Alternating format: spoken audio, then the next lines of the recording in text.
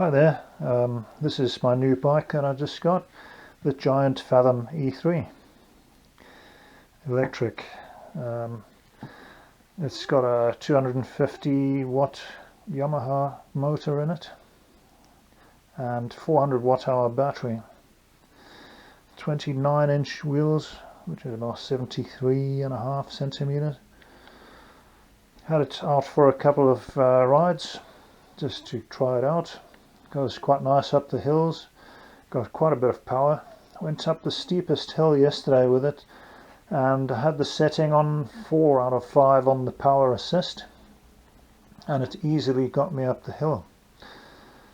So being quite a tall person, obviously I've got to put the saddle quite high on there, and I got the XL, which is the largest size they make. On the website the colour looks more like my old bike, sort of a lighter blue like my old Carrera, but in actual fact it's sort of a navy blue, which, you know, it's okay, I'm not complaining about it, that's fine. So on this frame there's a larger gap between the crossbar and this downpipe because obviously it's an XL size, whereas the other ones, the frames are closer together with just about no gap in there. That's the difference. So basically this comes with just the 2 reflectors as extras on the back and front. The pedals are also shipped with the bike, which you have to put on there afterwards. I have bought some Halford's pedals, which are bigger because I'm quite a tall guy, I've got big feet. These are more like kids' pedals. It's a giant bike with tiny pedals on it. How crazy is that? So these are the same, they only cost me like about 13-14 quid for the set, same as on my old bike, and they're quite durable. They've lasted me for 11 years now, so I figured I'll just put a set of those on instead. I did use these when I initially rode it the first time, which they were okay, but like I say, my feet, size 12, they're quite big, so bigger pedals can't do any harm. So yeah, I also noticed one thing with these rims, I don't know if you can see it on the camera, there's a tiny hole in each one. Looked up on the internet, apparently that is to let the moisture out, because moisture gets in through the spokes, where the spokes are joined up to the rim, and believe me, there's a lot of moisture in this area. Took it out for a ride yesterday and the roads were quite wet from the rain that we had, and even though the weather was dry most of the time that I was out, got splashed quite a bit. Because there was no mud guards on here at all. So now I've nicked the mud guard off my old bike, put it on the back. I did have one that I bought which had like a strap and a lever on it, and when I put that on the bike and bounced it to test it out, it just fell off. So I took that back for a refund. I've ordered one on the internet now, a set, only like £5.50. Front and back, so you can't go wrong for that. The front one I've discovered, there's a hole, well there's 3 holes there with thread to put screws in, so I can actually put a mud guard there, which should stop all the water and whatever else from splashing my face, because I was getting quite wet from that yesterday on the road. All part of the biking experience, I suppose. So yeah, it seems to be quite a well built bike. Powers you up the hills with, you know, quite easily, with the greatest of ease. I also bought a cage for the water bottle. Only disadvantage is you can't mount it on this side because of the battery, so I had to mount it on this side, on the downpipe. And shorter bottles, they fit in there okay. Don't know if I've got this in the camera shot, let's move that up a bit. But the taller bottles are not going to fit in there, not very well anyway. Sits against the frame. So that's just one small disadvantage, I suppose you could say. Charger plugs in there. This is the charger that comes with it. It's quite a big box. Charge lead, figure of 8. That's the bit that plugs into your mains, obviously. And this then has got 3 pins that plug into there. Quite easy to plug in, quite snug. And this battery also comes off there. Just grab the key. Just turn it like that to unlock it, and it slides out sideways. Those are the connectors which fit into there for your power. And that just slots straight back in and locks.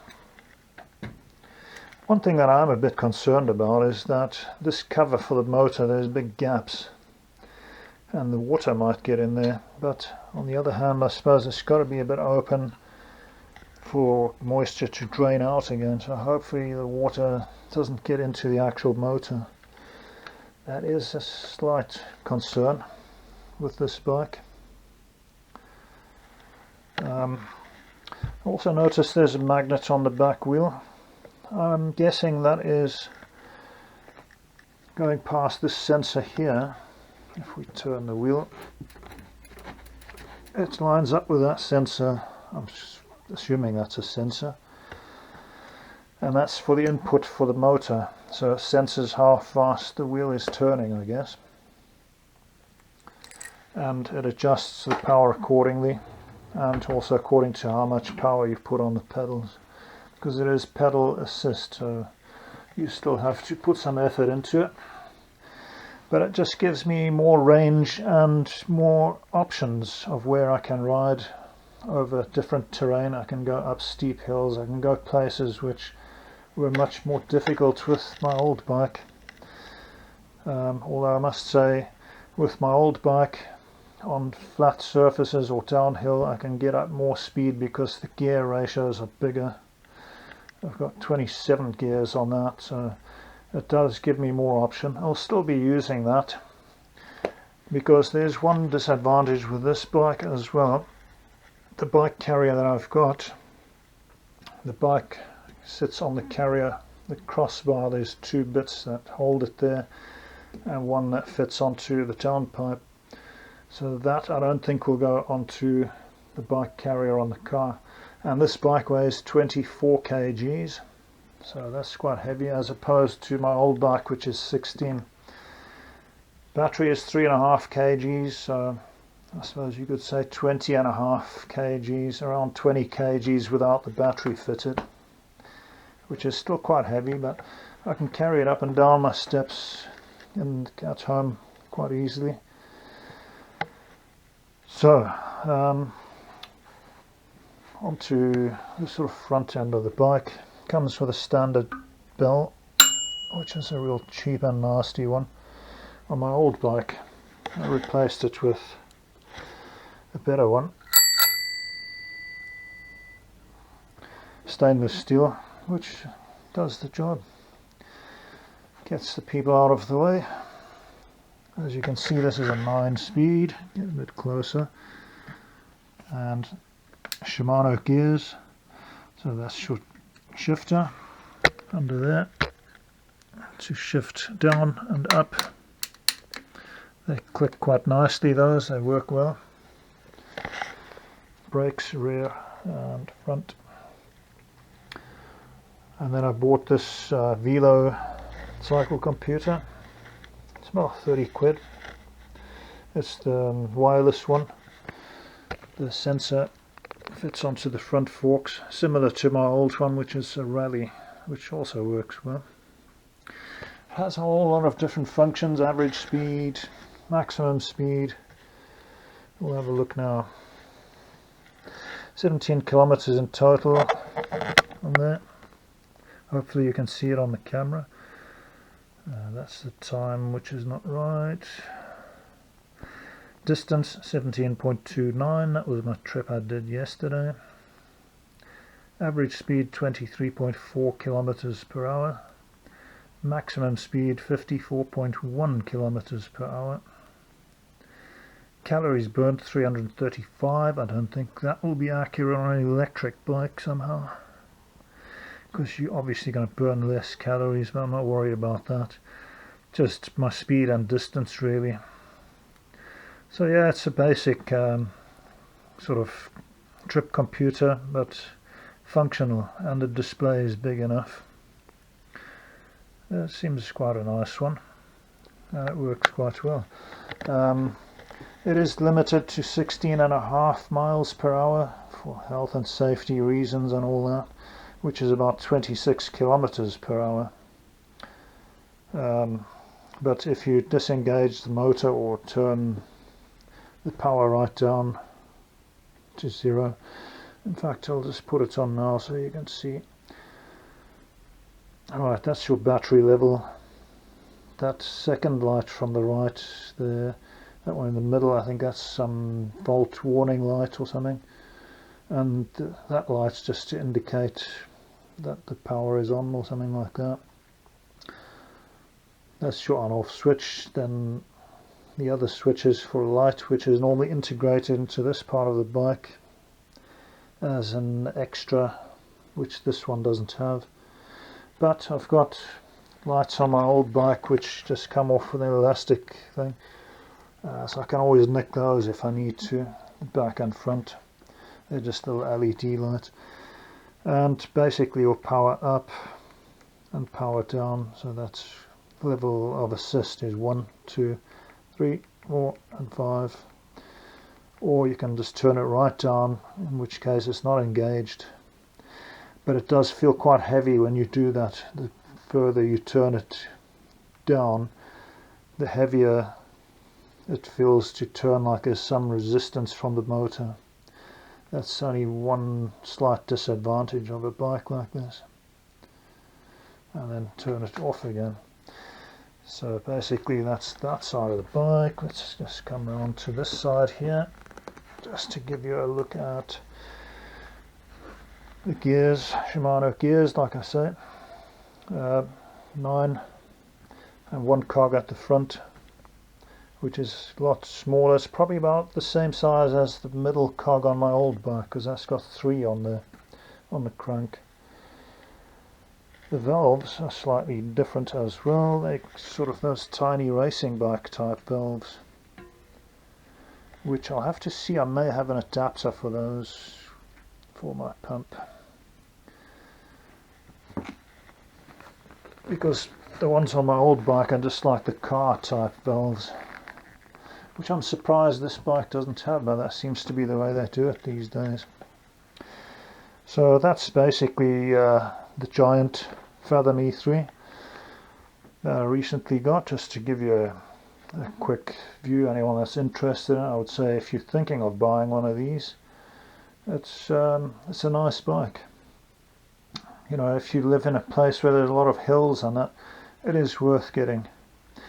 You know, there's just hills and stuff around here, so like I said before, it just broadens my options of where I can go, because on the old bike it was a struggle, and I was ending up walking up some of the hills, which is also good exercise, I guess. But at least the range is a bit more on this. You know, I can ride a bit further.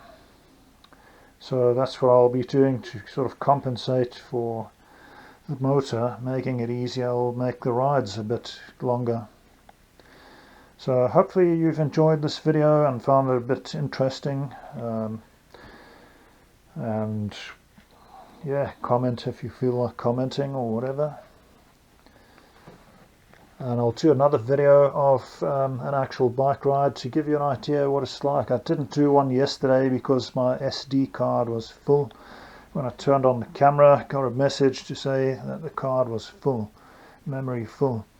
So I had to first delete all my old footage off there when I got back home. And I was going to go out on the bike again to do the footage going up the hill, but then it was pouring down with rain.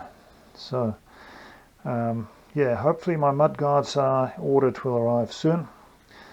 Just sort of getting one similar to this for the back, and like I say, the one on the front that just sits above that portion of the wheel, stopping the splash, because obviously the wheel's rotating that way, so the splash comes up here. So yeah, just waiting for that to arrive. Like I say, pedals, changed those, just the standard Halfords ones, 13-14 quid for the set. So that's, you know, they seem to work quite well.